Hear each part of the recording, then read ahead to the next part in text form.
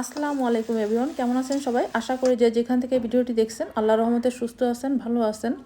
আজকে আপনাদের মাঝে নিয়ে এসেছি হচ্ছে গরুর নিহারি। বাইরে গিয়ে আমাদের এই নিহারি চড়া দামে কিনে খেতে হয়। তো রেসিপিটি যদি ফলো করেন তাহলে আর বাইরে গিয়ে আপনাদের কিনে খাওয়া লাগবে না, একদম পারফেক্টলি ঘরে তৈরি করে খেতে পারবেন।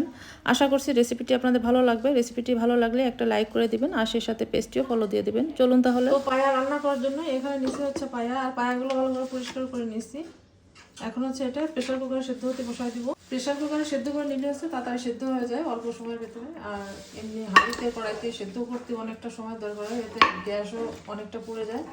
আর যারা মাটির হাঁড়িতে মাটির চুলায় রান্না করেন তারা হাঁড়িতে সেদ্ধ করে নিতে পারেন।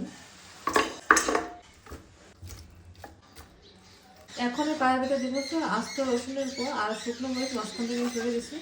এখানে হচ্ছে লবঙ্গ আর এলাচ দারচিনি এটা দিয়ে দিব, আস্ত জিরা, একটু পেঁয়াজ, লবণ, হলুদের গুঁড়া। এখন এই পায়াগুলো সেদ্ধ হওয়ার জন্য দিব পানি দিলাম। এই প্রেসার কুকারে সেদ্ধ করতে খুব বেশি একটা সময় লাগে না, 8-10টা সিটি দিলে আছে এই পায়াটা সেদ্ধ হয়ে যাবে। পায়াটা সেদ্ধ করে নেওয়া হয়ে গেছে, এখন এই ঢাকনাটা খুলে নিব।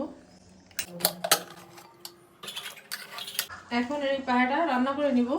চুলায় কড়াই বসিয়ে দিলাম। কড়াইতে এখন দিব হচ্ছে তেল। তেলটা গরম হয়ে গেলে দেবো পেঁয়াজ কুচি। এখন এই পেঁয়াজটা ভেজে নেব, হালকা ব্রাউন কালারে ভেজে নেব পেঁয়াজটা। পেঁয়াজটা একটু ভেজে নিয়ে এখন এর দিব হচ্ছে তেজপাতা। এখন এর দিব হচ্ছে মশলা। দিয়ে দিলাম রসুন বাটা, আদা বাটা, হলুদের গুঁড়া, লবণ, মরিচের গুঁড়া, ধনিয়ার গুঁড়া, জিরার গুঁড়া। সামান্য একটু পানি দিলাম, আর পানিটা দিয়েছে মশলাটা কষিয়ে নেব ভালো করে। মশলাটা খুব ভালো করে কষিয়ে নিয়ে এখন এগুলো দিব হচ্ছে পায়া। দিয়ে দিলাম পায়াগুলো। এখন এই পায়াগুলো মশলার সাথে ভালো করে কষিয়ে নিব।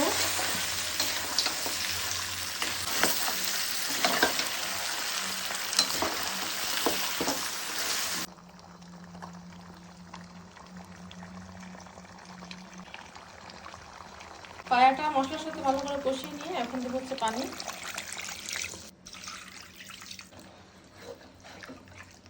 পানিটা দিয়ে সবকিছু মিশিয়ে নিয়ে এখন হচ্ছে পায়াটা রান্না করে নিব। পায়াটা রান্না হয়ে গেছে, এখন হচ্ছে পায়াটা একটা বাগার দিব, তার জন্য একটা বাগার রেডি করে নিব।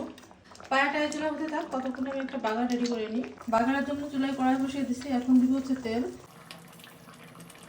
তেলটা গরম হয়ে গেলে দেবো শুকনো মরিচ কুচি, পেঁয়াজ কুচি, রসুন কুচি, আদা কুচি।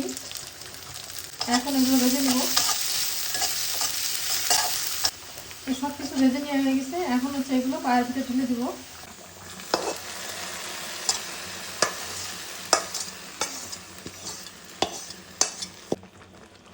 এখন সব কিছু ভালো করে মিশিয়ে নিব।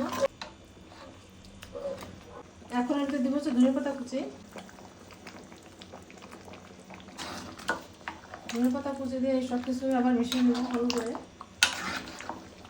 এইভাবে পায়া রান্না করলে কিন্তু খেতে অনেক বেশি মজা লাগে। আপনারা এখানে চাইলে মানে গরুর পায়ার পরিবর্তে খাসির পায়া একই রেসিপি ফলো করে করতে পারেন।